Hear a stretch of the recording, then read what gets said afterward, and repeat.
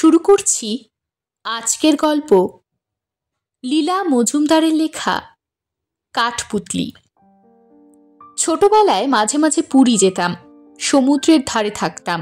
দেখতাম ভোরে যেই সব নৌকো সমুদ্রে মাছ ধরতে বেরুতো, বেলা 12টার পর তারা ফিরেই নৌকো টেনে বালির উপর তুলে জাল নামিয়ে উপুর করে ফেলত। অমনি ঢিবি হয়ে পড়তো চেনা অচেনা কত রকম মাছ। কতগুলো ঠিক মাছও নয়, সমুদ্রের গুগলি, শামুক, এইসব মাটিতে পড়ে সেগুলো চিকচিক কিলবিল করত, আর আমরা অমনি দেখতে ছুটতাম। বড়রা চেঁচামেচি করতেন, এই সমুদ্রে চান করতে এসো, রান্না হয়ে গেছে, এক্ষুনি খাবার দেবে। আবার দেখো ওই সব রোদ্দুরে মাছ দেখতে ছুটল। তা কে কার কথা শোনে? অদ্ভুত সব মাছ, সুরওয়ালা গোল মাছ, দারওয়ালা করাত মাছ, তেল চুকচুকে সার্ডিন মাছ, চিংড়ি, কাঁকড়া, এই সব মাছ বাজারে বিক্রি হতো। এছাড়াও ধরা পড়তো ছোট ছোট হাঙ্গরের বাচ্চা, তাদের নিচের মাড়িতে 2 সারি করে দাঁত, ছোট ছোট অক্টোপাস, 8টা ঠ্যাং মেলে কিলবিল করত। ও সব ওরা আলাদা করে রাখত। সমুদ্রের পাড়ি যেখানে খুব উঁচু, সেখানে জেলেদের ঘর, তালের পাতা দিয়ে বোনা গোল গোল ঘর। ঘরের বাইরে ছোট একটা পাথরের কিংবা ইটের ঢিবি, তার উপর রাতে ওরা আলো দিত। এক থুরথুরে বুড়ো জেলে এসে রোজ দাঁড়াতো, তাকে সবাই উনো বলে ডাকত। তাকে আমরা অনেক কথা জিজ্ঞাসা করতাম। রাতে তেল পুড়িয়ে আলো জ্বালো কেন তোমরা? উনো অবাক হয়ে বলতো, না জানলে পথ চিনে আমাদের বাড়িতে কি করে আসবে? ভূতেরা পালাবেই বা কেন? আর দূর থেকে আমাদের ফেরি করা ছেলেরা নিশানা পাবে কোথায়? হাঙ্গর, অক্টোপাস দেখিয়ে আমরা বলতাম, ওগুলো কে খায়, কে কেনে? আমরা খাই। ও কি খারাপ জিনিস নাকি? নাক সিটকাচ্ছ কেন? খারাপ হলে আর থোমা গুরুর চেলারা খেত না। আমরা তো অবাক, থোমা গুরুর চেলারা আবার কে? বুড়ো তার কোচর থেকে ছোট্ট একটা জিনিস বার করে দেখালো, একটা 10-12 বছরের ছেলের মতো, কাঁধ অব্দি চুল, গায়ে জামা পরা, মুখটা হাসি হাসি, চোখ দুটো বন্ধ, হাত দুটো মাথার উপর তোলা। প্রথমে মনে হলো পাথরের তৈরি।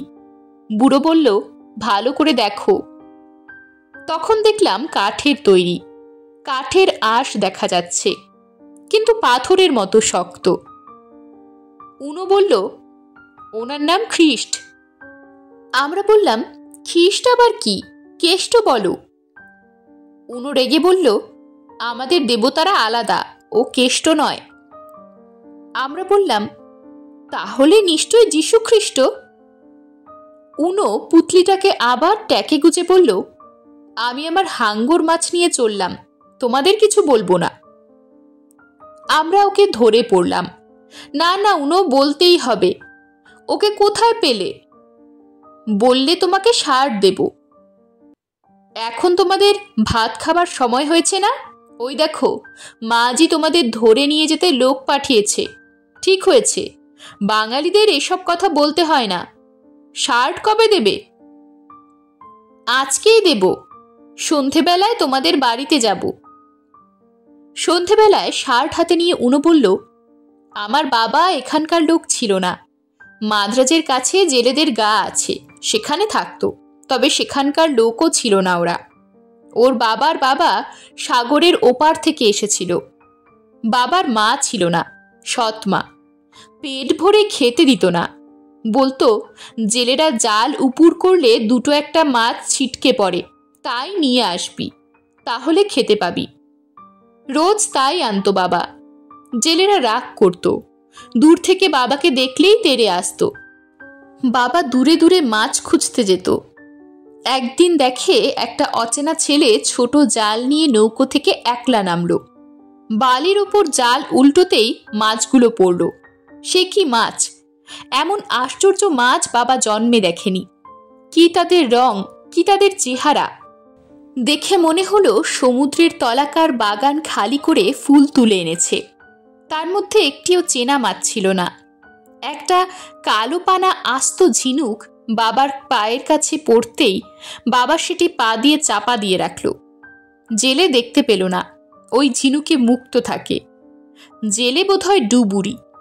সে ওরই মধ্যে থেকে ছোট একটা নীল রঙের অক্টোপাস আলাদা করে রাখতেই বাবা বলল, ওটি আমাকে দাও, ওতে কেউ খায় না। বুড়ো বলল, না না, আমার মাছে চোখ দিও না, ওসব থোমা গুরুর চেলারা নেবে, তারা অত মানে টানে না, গা শুদ্ধ সব ছেলেপুলেকে খাওয়ায়, ওদের অত মানলে চলে? বাবা বলল, কে তোমার থোমা গুরু? তার নাম তো কখনো শুনিনি। পাকা ভুরুর তলা থেকে চকচকে চোখে তাকিয়ে বুড়ো বলল, তাহলে চলো আমার সঙ্গে। কোচরে করে ঝিনুকটা নিয়ে বাবা তার সঙ্গে গেল। বাবা দেখল সমুদ্রের বালির ওপর ছোট জেলেদের গ্রাম, গোলপাতার ঘর, মাটির দেয়াল দিয়ে বালি ঠেকিয়ে কুমড়ো করেছে, ঝেটিয়ে পেটিয়ে সাফ করে রেখেছে। বেলগাছের তলায় কুয়োর পাশে দাঁড়িয়ে 50টা কালো কালো ছেলে মেয়ে হাত জোর করে আকাশে চোখ তুলে সরু গলায় গান গাইছে। বাবা বলল, ওরা কি করছে? বুড়ো বলল, দেবতার নাম গান করছে, খ্রিস্টর পুজো করছে। বাবা তো অবাক, ঠাকুর নেই, পাথর নেই, পুজো করছে কার? এমন সময় ঘর থেকে থোমা গুরু বেরিয়ে এলো, ছেঁড়া কাপড় পরা, খালি পা, লাল মুখ। বাবা হা করে দেখল। গান শেষ হলে ঝুড়ি থেকে রুটি নিয়ে সবাই ভাগ করে খেলো। বাবাকে দিতে গেল, বাবা নেয় না, ছুঁড়ে ফেলে। বাবা ভয় পেয়ে ছুটে পালালো। অনেক দূরে গিয়ে একটা টিলার নিচে পড়ল, আবার থোমার সামনে। থোমা জেলেদের ভাষায় বলল, নিলে না কেন? খ্রিস্টর দেওয়া রুটির মতো কি আছে? বাবা বলল, আমরা গরিব লোক, শুটকি খাই, ওসব আমাদের নিতে নেই। থোমা হাসল। তাই শুনে বাবার মনটাও খুশি হয়ে গেল। থোমা বলল, খ্রিস্টও তো গরিব ছিল, তার বাবা ছুতোর মিস্ত্রি, সে গরিবদের কাছে থাকতো। তুই আয় আমার কাছে। পায়ে পায়ে বাবা এগিয়ে গিয়ে ঝিনুকটা থোমার পায়ের কাছে রেখে বলল, এটা তোমাদেরই, জেলের কাছ থেকে না বলে নিয়েছিলাম। কেন নিয়েছিলি? ওতে মুক্তো থাকে, একটা মুক্তো বেচলে আমাদের 6 মাসের খাবার হয়। এখানে সবাই ওই রকম ঝিনুক খোঁজে। তবে ফিরিয়ে দিচ্ছিস কেন? গায়ের ছেলেমেয়েদের খাবার কিনে দেবে বলে। থোমার হাতে ভিক্ষার ঝুলি, ঝিনুকটা ঝুলিতে ভরে ঝুলির মধ্যে থেকে ছোট্ট একটা কাঠ পুতলি বের করে থোমা বলল, এই নাও খ্রিস্টর পুতলি, মুক্তোর চেয়েও ঢের বেশি এর দাম, এই ঘরে থাকলে আর কোনো ভয় থাকে না। বাবা নিল না সেটাকে, ছুঁড়ে ফেলে দিয়ে ভয়ে ছুটে পালায়। মিশন স্কুলে মাস্টারের বাড়িতে বাবা কুয়োর জল তুলত। পরদিন তাকে বলল, থোমাকে? মাস্টার তো অবাক। থোমা? তার নাম কোথায় শুনলি? তার মতো মহাপুরুষ আর কোথায় পাবো রে? ইংরেজরা আসবার আগে সে এসেছিল, গরিবরা ছিল তার প্রাণ, তার নামে মন্দির আছে, ওই টিলার ওপর শত্রুরা তাকে মেরে ফেলেছিল, ভালো লোকেদের তো আর কেউ বাঁচতে দেয় না, সে বড় ভালো লোক ছিল রে। বাবা সেই টিলার নিচে খুঁজে দেখল, যদি কিছু পায়। বালি সরিয়ে কাঠপুতলিটাকে আবার পেল, বদলে গেছে, কাঠ ছিল পাথর হয়েছে, সেই চেহারা, ছোট্ট একটা ছেলে, কাঁধ অব্দি চুল, জোব্বা গায়ে, হাত দুটি মাথার ওপরে তোলা, খ্রিস্ট। কিন্তু থোমার সেই গাটাকে আর খুঁজে পেল না। সমুদ্রের ধারে সেই ছেলেকেও দেখল না। আর বাড়ি গেল না বাবা। থোমা বলেছিল, খ্রিস্ট থাকলে কোনো ভয় থাকে না। খ্রিস্টকে কোমরে গুজে সমুদ্রের ধারে হেঁটে হেঁটে 10 বছর পরে বাবা এইখানে এসে পৌঁছেছিল। ততদিনে ডুবুরির কাজ তার শেখা হয়ে গিয়েছিল, আর তার কোনো কষ্ট রইল না। 100 বছর বেঁচে ছিল আমার বাবা। আমাদের ঠাকুর দেবতারা ঘরে থাকে, খ্রিস্ট থাকে দোরের মাথায়। বাড়ি থেকে বেরুলে ওকে সঙ্গে আনি, আর আমার কোনো ভয় থাকে না। গল্প শেষ করে উনোকে উঠে পড়তে দেখে আমরা ওকে পয়সা দিতে গেলাম। ও রেগে পয়সা ঝেড়ে ফেলে দিল। আমরা বললাম, দেখি আরেকবার তোমার খ্রিস্টকে। দাদা কাঠপুতলিটাকে ভালো করে দেখে বলল, এ নিশ্চয়ই যীশু খ্রিস্ট, খ্রিস্টানদের দেবতা। দিদি বলল, কিংবা শ্রীকৃষ্ণ, হিন্দুদের দেবতা। বৃন্দাবনে মাঘ মাসে বেজায় শীত পড়ে, তাই জোব্বা পড়েছে।